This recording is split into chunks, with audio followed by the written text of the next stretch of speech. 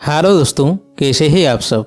आज हम लोग बात करने जा रहे हैं जवान मूवी की स्टोरी लाइन के बारे में। पहले मेन कैरेक्टर्स की जान पहचान कर लेते हैं। विक्रम राठौर, आजाद राठौर, काली, नर्मदा। मूवी की स्टार्टिंग में हमें दिखाया जाता है कि कुछ सालों पहले काली विक्रम को मारकर एक नदी में फेंक देता है, लेकिन कुछ गांव वाले उसे पाकर उसका इलाज करके उसे बचा लेते हैं। उसके बाद उस गांव पर कुछ लोग अटैक करते हैं, लेकिन ठीक उसी टाइम पर विक्रम उन सबको बचा लेता है और उसके साथ क्या हुआ था उसे कुछ भी याद नहीं था। उसके बाद हमें आज के जमाने की कहानी दिखाया जाता है। यहाँ पर आजाद राठौर जो एक जेलर है, अपने टीम मतलब 6 लड़कियों के साथ मिलकर एक मेट्रो को हाईजैक कर लेता है। उस मेट्रो को हाईजैक करने की असली वजह था काली से पैसा निकलवाना, क्योंकि काली की बेटी भी उस मेट्रो में जा रही थी। इसके बाद आजाद कहता है कि उसे कोई ऐसा पर्सन चाहिए जो गवर्नमेंट की तरफ से उससे बात करे, और यहीं पर नयनतारा मतलब नर्मदा की एंट्री होती है जो गवर्नमेंट की तरफ से बात करती है। लेकिन आजाद उससे कहता है कि एग्रीकल्चर मिनिस्टर को बुलाए, नहीं तो वो लोगों को मारना शुरू कर देगा। उसके बाद वो एग्रीकल्चर मिनिस्टर से कहता है कि उसे उस ट्रेन को सही सलामत छोड़ने के लिए 40,000 करोड़ रुपए चाहिए। लेकिन मिनिस्टर कहता है कि इतने सारे पैसे तो गवर्नमेंट नहीं दे सकता। लेकिन आजाद कहता है कि इस मेट्रो में काली की बेटी भी जा रही है, तो पैसे काली ही देगा, और काली मजबूर होकर उससे सारे पैसे देता है। पैसे ट्रांसफर हो जाने के बाद आजाद मेट्रो को आगे लेने के लिए कहता है। उसके बाद नयनतारा अपनी पूरी टीम के साथ उन्हें पकड़ने के लिए आती है, लेकिन आजाद और उसकी टीम बड़ी चालाकी से वहाँ से निकल जाते हैं। उसके बाद दिखाया जाता है कि वो सब कैसे छुपकर जेल के अंदर चले जाते हैं, क्योंकि वो 6 लड़कियां उसी जेल की प्रिजनर है जिस जेल पर आजाद जेलर है, और सब मिलकर प्लान बनाकर वो 40,000 करोड़ सारे किसानों में डिस्ट्रीब्यूट कर देते हैं जिन्होंने बैंक से लोन लिया था। क्योंकि बहुत सारे किसान बैंक का लोन ना चुका पाने की वजह से सुसाइड कर देते हैं, और विक्रम का टीम में एक ऐसा लड़की भी थी जिसके पिता ने लोन ना चुका पाने की वजह से सुसाइड कर दिया था। उसके बाद हमें दिखाया जाता है कि कैसे नर्मदा की बेटी की वजह से आजाद और नर्मदा एक दूसरे से मिलते हैं और शादी करने की फैसला करते हैं। उसके बाद आजाद अपनी टीम के साथ मिलकर हेल्थ मिनिस्टर को किडनैप करने की प्लान बनाता है। जब हेल्थ मिनिस्टर एक जगह पर स्पीच दे रहे थे कि गवर्नमेंट हॉस्पिटल बहुत अच्छा है, ठीक उसी टाइम पर उन्हें गोली मारकर आजाद अपनी टीम के साथ उसे किडनैप करके गवर्नमेंट हॉस्पिटल में ले आता है, और टीवी पर लाइव आकर डिमांड करता है कि सब गवर्नमेंट हॉस्पिटल में जो जो फैसिलिटी होना चाहिए वो सब जल्द से जल्द किया जाए। ये सब डिमांड पूरी होने के बाद वो एक हेलीकॉप्टर की मांग करता है वहाँ से निकलने के लिए। लेकिन उसी टाइम पर नर्मदा अपनी टीम के साथ वहाँ पर आती है और उन्हें पकड़ने की कोशिश करती है, लेकिन वो सब वहाँ से निकल जाते हैं। उसके बाद नर्मदा कौन ये सब कर रहा है उसकी एक स्केच बनाने की कोशिश करती है, और उसी टाइम पर उसकी आजाद के साथ शादी भी थी। और स्केच कंप्लीट होने के बाद में उसे पता चलता है कि वो आजादी है जिसने मेट्रो को हाईजैक किया था। लेकिन उसी टाइम पर काले के लोग वहाँ पर आकर उनके ऊपर अटैक करते हैं और उन्हें पकड़कर ले जाते हैं। उसी टाइम पर उन्हें बचाने के लिए आजाद की टीम वहाँ पर आती है, लेकिन जब सिचुएशन और भी ज्यादा खराब हो जाता है उसी टाइम पर विक्रम राठौर की एंट्री वहाँ पर होता है जो आजाद को अपने साथ ले जाता है। उसके बाद नर्मदा सोचती है कि वो 6 लड़कियां जिस जेल में रह रही थी पता लगाने की कोशिश करेगी कि आखिर वो ये सब क्यों कर रहे हैं, और वो अपने साथ एक माइक्रोफोन भी लेकर जाती है जैसे अंदर क्या बात चल रही है उसकी टीम भी ये सब सुन पाए। और उसे पता चलता है कि आजाद विक्रम का बेटा है जो पहले एक सोल्जर था, लेकिन एक मिशन में कुछ सोल्जर मारे गए क्योंकि उनका गन काम करना बंद कर दिया, और ये गन बनाने की कॉन्ट्रैक्ट काले की कंपनी के पास थी। इसलिए वो काले के ऊपर केस करता है और पता चलता है कि सच में ये सारी गन काम नहीं कर रहे हैं, और काले की कंपनी के साथ सब कॉन्ट्रैक्ट कैंसिल कर दिया जाता है। लेकिन काले विक्रम के ऊपर अटैक करके उसे किडनैप कर लेता है और 3 पुलिस वाले भेजकर विक्रम की वाइफ मतलब ऐश्वर्या को एक फॉल्स स्टेटमेंट पर साइन करने के लिए कहते हैं, जिसमें लिखा था कि विक्रम देशद्रोही है और वो सीक्रेट इन्फॉर्मेशन दूसरे देश को भेज रहा था। ऐसा एक फॉल्स स्टेटमेंट बनाकर उसे साइन करने के लिए कहते हैं। लेकिन ऐश्वर्या उन 3 पुलिस वालों को मार देती है और इसके लिए उसे फांसी की सजा दी जाती है। लेकिन फांसी होने से ठीक पहले ही पता चलता है कि वो प्रेग्नेंट है,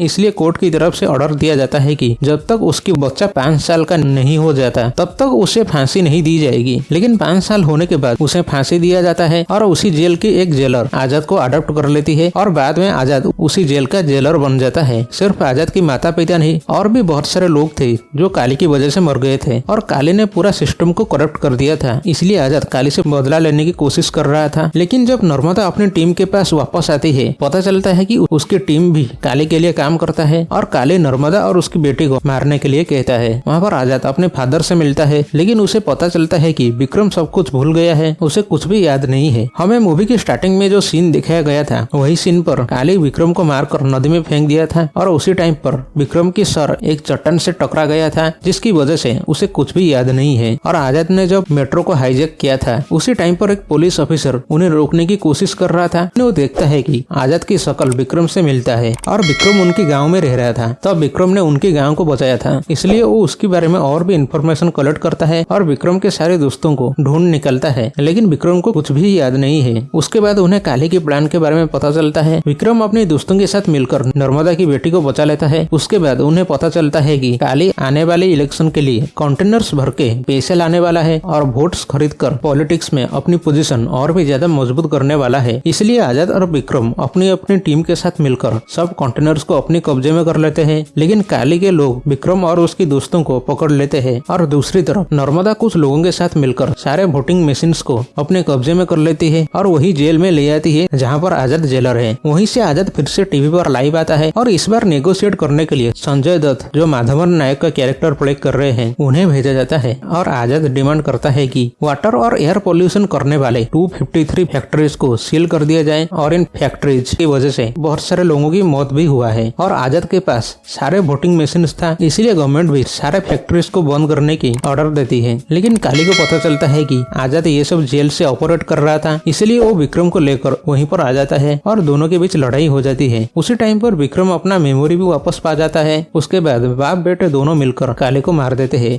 और यहीं पर मूवी खत्म होती है। अगर ओवरऑल मूवी की बात करें तो ये एक बहुत अच्छा मूवी है, एकदम एक्शन से भरपूर है। मेरे हिसाब से मूवी में एक्शन सीन के ऊपर ज्यादा फोकस किया गया है और मूवी में ज्यादा से ज्यादा मासी सीन आपको देखने को मिलेगा, चाहे वो SRK की एंट्री वाला सीन हो या फिर कोई दूसरा सीन। ये सब देखकर एकदम मजा आ गया, क्योंकि आजकल मार्केट में वही तो चल रहा है और फैंस को भी ये सब बहुत ज्यादा पसंद है। चाहे मूवी की स्टोरी कैसा भी हो, लेकिन मूवी में हीरो की एंट्री एकदम जबरदस्त होनी चाहिए। एंट्री ऐसा होनी चाहिए कि लोग खड़े होकर तालियां मारने लगे। और लिटरली इस मूवी में भी हमें कुछ ऐसा दिखाया गया है। मतलब मूवी में SRK की एंट्री एकदम जबरदस्त तरीके से हुआ है। अगर उनके डुअल रोल की बात करें तो उन्होंने दोनों कैरेक्टर्स को बहुत अच्छी तरीके से प्ले किया है। अगर हम बाकी सारे कैरेक्टर्स मतलब नयनतारा और विजय सेतुपति की बात करें तो उन्होंने भी अपनी कैरेक्टर्स को बहुत अच्छी तरीके से प्ले किया है। लेकिन अगर हम मूवी की स्टोरी लाइन के बारे में बात करें तो मेरे हिसाब से स्टोरी लाइन में थोड़ा इम्प्रूवमेंट लाने की जरूरत थी। लेकिन अगर आप एक मास मूवी देखने के लिए इंटरेस्टेड है तो मेरे हिसाब से ये मूवी आपके लिए एकदम परफेक्ट है। और इस मूवी में हमें साउथ की टच भी देखने को मिलेगा, क्योंकि मूवी की डायरेक्टर है एटली और म्यूजिक डायरेक्टर है अनिरुद्ध। और अगर आपने पहले भी इन दोनों का मूवी देखा है तो आपको जरूर पता होगा कि इन दोनों का मूवी कैसा होता है। और सबसे जरूरी बात, उस मूवी का बैकग्राउंड म्यूजिक कैसा होता है, मतलब किस लेवल का होता है। तो उस हिसाब से आप अंदाजा लगा सकते हैं कि मूवी की बैकग्राउंड म्यूजिक कैसा होगा। मैं तो कहूंगा इस मूवी की बैकग्राउंड म्यूजिक एकदम धुआंधार और जबरदस्त है। मूवी को ट्रेलर में जैसा दिखाया गया है मूवी बिल्कुल वैसा ही है। इसमें हमें ड्रामा, कॉमेडी, रोमांस के साथ साथ एक्शन थ्रिल भी देखने को मिलेगा। इस मूवी में हमें एक्शन के साथ साथ थोड़ा इमोशनल सीन भी देखने को मिलेगा। और अगर एक्शन सीन की बात करें तो वो सब भी बहुत अच्छी तरीके से दिखाया गया है। लेकिन इस मूवी से मैं जिस लेवल की स्टोरी लाइन की एक्सपेक्टेशन रख रहा था, स्टोरी उस लेवल की नहीं है। ऐसा नहीं कि स्टोरी लाइन खास नहीं है, लेकिन उस लेवल के नहीं है। लेकिन मूवी में बाकी सब कुछ ठीक ठाक है। अगर ओवरऑल मूवी की बात करें तो ये एक बहुत अच्छा मूवी है, एकदम एक्शन से भरपूर है, एकदम पैसा वसूल मूवी है। तो मेरे हिसाब से मूवी देखने लायक है। आगे आपकी मर्जी, अगर आप देखना चाहे तो देख सकते हैं।